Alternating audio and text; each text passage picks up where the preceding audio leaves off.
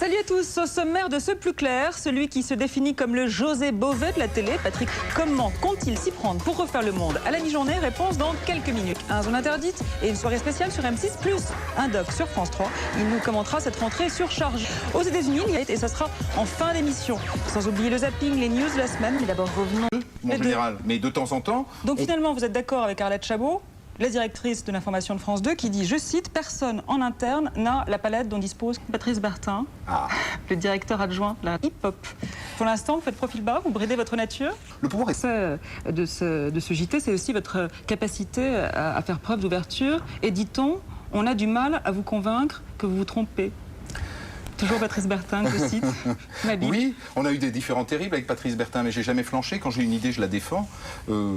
Et on a du mal à me convaincre que je me trompe, oui, mais parce qu'il y a des fois, je me trompe. Vous trustez l'antenne ce week-end, avec d'abord ce soir... Souvenir mes premières amours, j'ai tenu effectivement à être co-auteur de ce reportage et à accompagner le réalisateur. Sur qui a tué Massoud. C'est une nouvelle... Précisément, on va en regarder un extrait. Alors, un doc suivi d'un débat autour de la face cachée de Ben Laden. 3 ans après le 11 septembre, que peut-on encore apprendre sur Ben Laden? Déclaré dans François en mars dernier, je ne suis peut-être pas fait pour être directeur de l'info, n'ayant ni la patience, ni la diplomatie nécessaire. Pour autant, vous avez postulé en juin dernier à la direction de l'info d'M6. La vérité d'un jour n'est pas celle du lendemain? Bon, alors pour terminer, vous savez que Robert Namias a joué son propre rôle dans le dernier Lelouch. Seriez-vous prêt également, vous? Vous connaissez Laure Catherine Deneuve. Oui, le grand bain des médias, des premières brasses qu'a suivi pour nous Christelle Robière, c'est l'enquête. Il en profite. Alors, toujours sur TF1, Étienne Moujotte l'a confirmé, la ferme 2 sera à l'antenne. Alors, Jean-Luc Delarue intéresse de très très près les journalistes. Et oui, à force de vivre caché, forcément, il suscite l'intérêt. Sachez que, pour l'instant, rien n'est fait. Une chose est sûre, l'écrivain de 99 francs avait pourtant juré à croquer l'invité. Et toujours sur Paris Première qui s'apprête à accueillir de nouvelles têtes. Et sport de la semaine.